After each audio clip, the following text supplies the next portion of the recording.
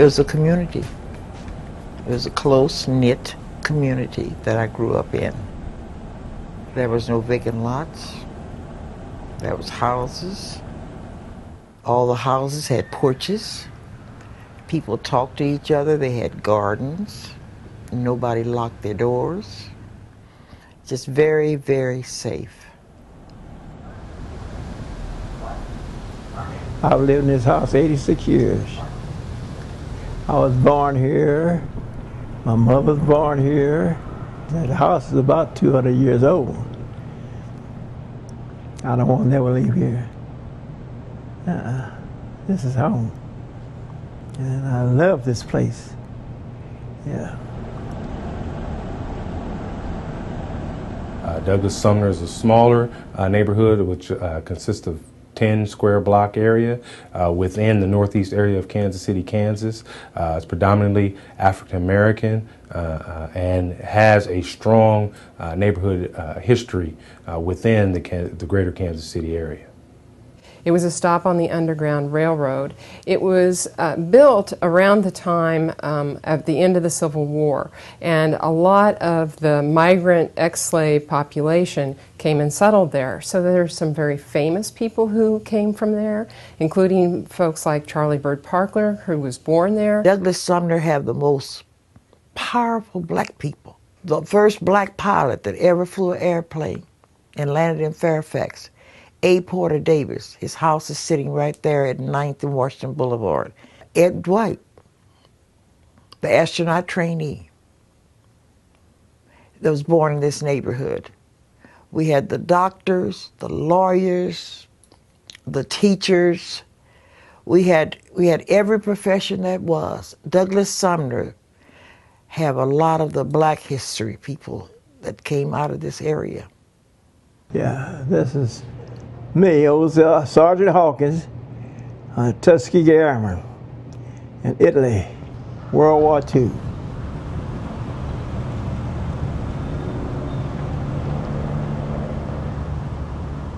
Sumner Academy is a pretty unique school in Kansas City, Kansas, an urban district, but it's consistently rated one of the top schools in the nation by Newsweek magazine. It's also ranked in other rankings. The U.S. News and World Report does a report, and it generally makes that ranking too.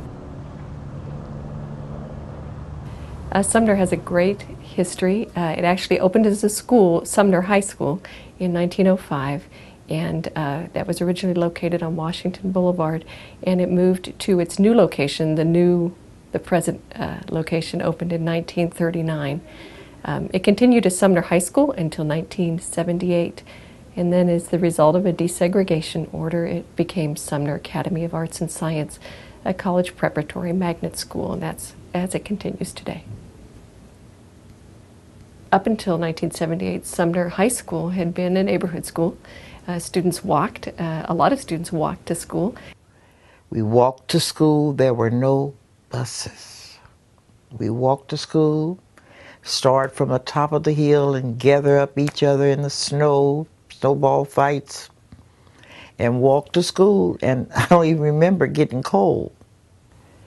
And we even came home for lunch every day. Even the teachers lived in the community and walked to work. And so when the desegregation order was put into place and students who lived close to Sumner High School were not invited to attend Sumner Academy, that of course was very disruptive, because now it could have been literally this school that was next door to where you lived was not your school of attendance, and you got on a bus and you drove perhaps several blocks, even miles, to the school that you did now go to. When your children are not going to school where they could be and where it's seemingly obvious that they should be, that has a negative impact on the community itself. And it's one of the things that contributed adversely to the current situation in the Douglass Sumner. The neighborhood began to change as early as 1958. When the first orders to desegregate forced African American students from Sumner High School to go to white schools and white students to go to Sumner Academy.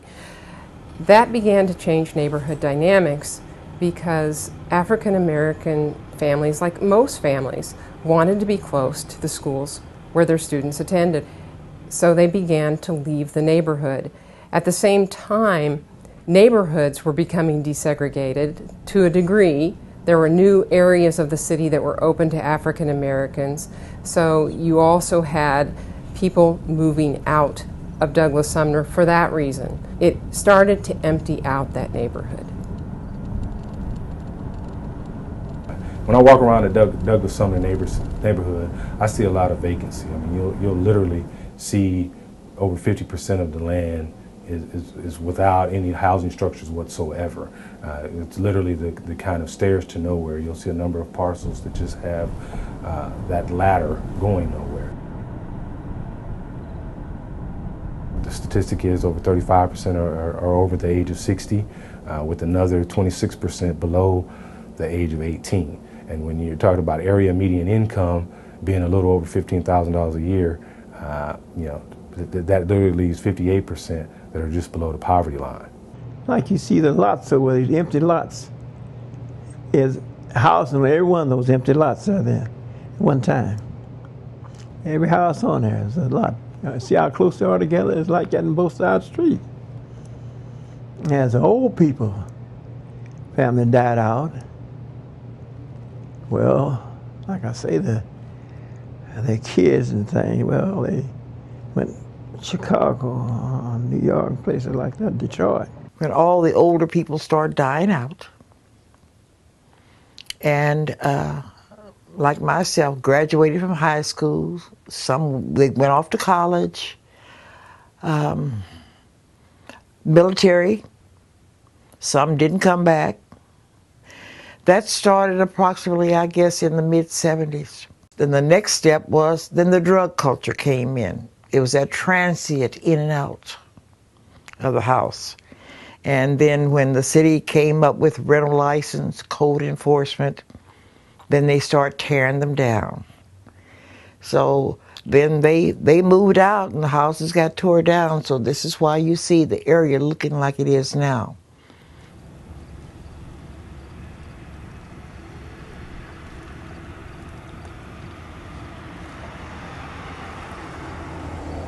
The same sort of cycle occurs in virtually every city. Beginning in the 60s, suburbanization started to occur, concentration of poverty started to occur. The fact that you're living in an area with much poverty means that people will buy the house and then not be able to keep up the payments, and they'll abandon it. And the cumulative effects of this left the inner cities of virtually every city in a blighted state. And trying to reverse that trend is no easy task. That's one of the things that LISC is trying to do. LISC is basically stands for Local Initiative Support Corporation. I like to think of it as a national organization that focuses on grassroots efforts to revitalize under-resourced communities. So part of our mission is to attract, coordinate, and provide resources and leverage those resources via loans and grants to transform under-resourced neighborhoods. NeighborhoodsNOW is one of the tools used in Kansas City to help build sustainable communities, and we do that through the 5 goals that we've established: develop and preserve affordable housing, investing in real estate and commercial corridor development by stimulating the local economy, increasing family income and assets through home ownership classes, as well as match savings accounts, for example, improving access to quality education, whether that's working with the local school districts or other community-based organizations on before or after school programs, and supporting healthy environments through creating more safe communities. Well, there are a lot of reasons to invest in the urban core neighborhoods and to save them. They contribute to our economic viability of our region. The people who live in those neighborhoods, the households they represent, are all vital parts of the urban experience. We've got a situation in Kansas City where our urban neighborhoods are not necessarily contributing to what could be a very vibrant Kansas City. We have had a history of moving outward and outward and outward and outward. And as a result, all the cars are coming in and in and in and in. And we cannot sustain that, not as a nation, not as a region at this point. So we have to have close by urban neighborhoods that have good access to quality jobs, good access to transportation, so that the people who live in them can contribute to the economy, but also in a way that is beneficial to the environment and beneficial to the entire nation. On so many levels, Douglass Sumner is extremely critical to our redevelopment plans. You know, first, it's a community that is right up against and almost is seamlessly integrated into our downtown area. So investment in this neighborhood really seeks to bolster our downtown master plan and the effort that we're making around reinvestment in the urban core itself. And the stretch of downtown is fairly long, but the way that downtown starts to integrate with residential in a very immediate way, even into single family, is somewhat unique. So you've got a city of a decent sized scale, but a downtown that has a lot of the elements of sort of a small town. So this investment in neighborhoods that abut or right up against downtown is really critically important to, you know, the downtown master plan and the idea of moving the whole downtown core forward. Douglass Sumner is certainly a key part of that.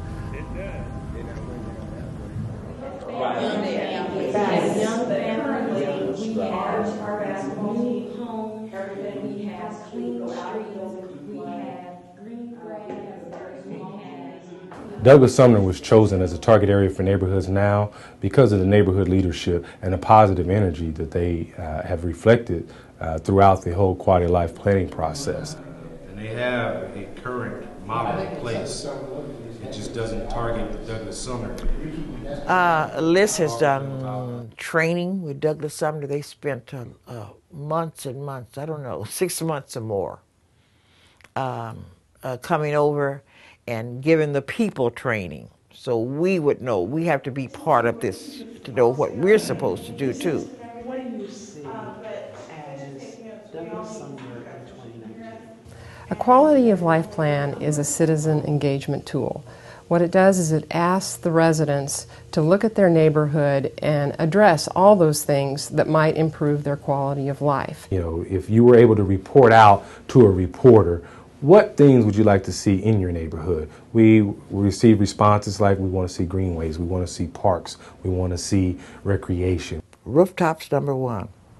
Rooftops bring people and families. Families and people bring businesses. Businesses follow. Having Douglass Sumner be improved means that they have a better tax base. They have more residents who might be located within close proximity to job centers, like downtown KCK. And so the more housing, the more opportunities there would be for more families to move in. That's the kind of revitalization that we would love to see. So the neighborhood itself came together and said, we want to see houses built. Eventually what this led to was a design charrette where a lot of the neighborhood residents came together and actually invited other stakeholders from the unified government and even some for-profit developers to come in and say, okay, this is the map of our neighborhood. This is what it should look like at the end of the day. It was an amazing process, but it's one that definitely reflects what the residents want to see happen. We're going to have walking trails, we're going to have playgrounds, we're going to have everything that we need here is all part of the design charrette, where it'll be a beautiful community once it's complete, but that's going to take time. We asked them who would be involved in this process, trying to assign some accountability, not only from Greater Kansas City LISC, but what would the local municipality be, how will the local municipality be involved? How will Parks and Recreation help you achieve the vision that you've set over the next 5, 10, or 20 years? It takes that vision and puts it in a framework of workable programs and projects and that can be implemented by other nonprofits or even for-profit organizations. To talk about the sorts of investments that need to be made, they fall in several categories. There can be two types of housing investments. One, rehabilitating existing stock, and two, building new units. there is also investment that needs to occur in the infrastructure and also in jobs. And when you're talking about an area that's got 50% of the parcels that are absolutely vacant, that there's nothing there at all, in order to, even with a small area like this, in order to build it up to a point where you actually have accumulation occurring, positive accumulation, there has to be substantial investment. As I understand it, Neighborhoods Now doesn't have billions of dollars to distribute, but it does have the possibility to come up with resources to help areas like Douglass Sumner. That's, I think, the best possible outcome. Douglass Sumner is going to be looking up, looking good one day, whether I'm here or not. And I want to leave it, bring it back, and leave it in good shape. What I would like to see happen in Douglass Sumner is a total recreation of the neighborhood, meaning people are coming back into the community where they want to live, work, and play. Some renovation and some new homes, new sidewalks, new lighting, new street signs that would indicate the kind of quality that actually takes place there. Unified Government, LISC, and Douglass Sumner. Okay, we're all partners in this together. Local government's role is sort of multifaceted. In a way, you know, at its fundamental level in neighborhood reinvestment, we need to do the bread and butter of what we ought to be doing all the time, which is investing in the infrastructure that exists in and around a neighborhood. You know, if local government can't come to the table and provide that level of involvement, then I think we really miss the mark. Second level is, you know, government in a way can act as a convener and play a role in urban redevelopment and in neighborhood development. And that really takes on all kinds of different aspects. You know, whether it's bringing the tools to the table that government can bring to the table, whether it means government plays a role in convening nonprofits with the neighborhood groups and the neighborhood, key neighborhood individuals. Those are roles that the government has to take at a local level. And I think we've become better and better at that over time. You know, I think the unified government has become more skilled in that as we moved forward in urban redevelopment, particularly on the neighborhood side. I think that finding that right balance about when we ought to be right at the table engaged and where we ought to step back and let that neighborhood dynamic take a hold and let it build the momentum, I think is an important thing. And sometimes government doesn't figure that out quite right. And when we miss the mark there, I think, you know, you don't as quickly get to success. It's very important for development to occur that an area have a sense of community. So one of the things that Neighborhoods Now could invest in are activities that promote a sense of community. The return to that investment is, in general, larger than it is to other types of investments. It prepares the area to take advantage of physical investments. The most rewarding aspect of my job is not only seeing the physical redevelopment, but seeing the human and social redevelopment. And by that, I mean, you know, their social connections, the relationships that have always existed are being recreated. DASH is basically a service learning project, and it's an acronym, Douglass and Sumner Heritage Project.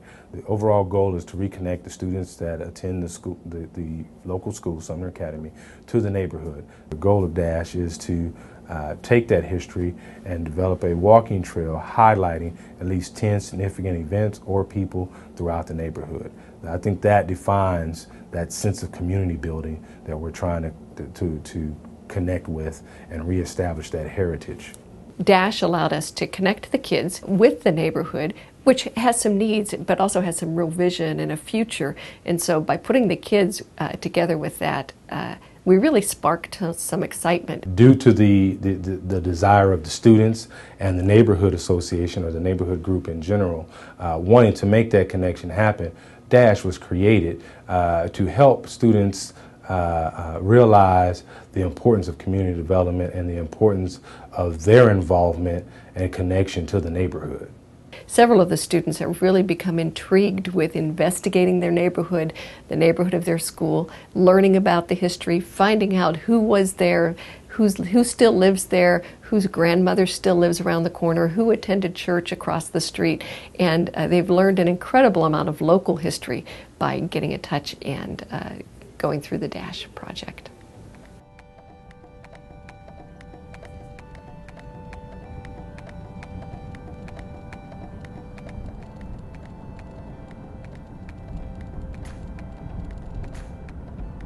It's going to be difficult. We know that, but we also know how important it is.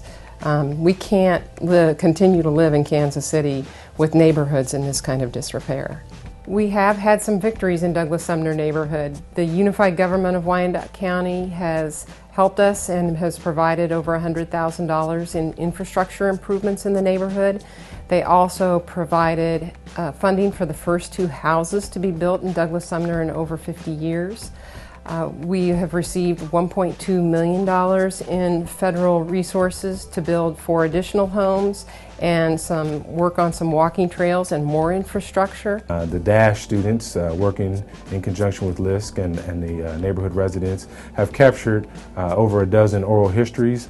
They've defined what the historical trail is and what it will look like, and they basically have a more engaged neighborhood. More is planned around community safety initiatives, and there are a number of partnerships because of the momentum that has been built, has contributed or continues to contribute to the vision that the residents have for an improved, healthy, and safe community. The dynamic of what I think makes Douglass Sumner somewhat unique is there are so many institutional elements in this neighborhood that we can build off of, and I think good neighborhood and community building, has to take the institutional assets that exist there and weave them into the neighborhood dynamic as it moves forward. So this is a critical part of our community, and I think it will speak volumes for Kansas City, Kansas and our urban redevelopment to reinvest in this place and bring back neighborhood life, take it to the next level. There's hope. There's hope because of LISC, because of community development, because of my neighborhood group that has been working so diligently to try to bring this community back.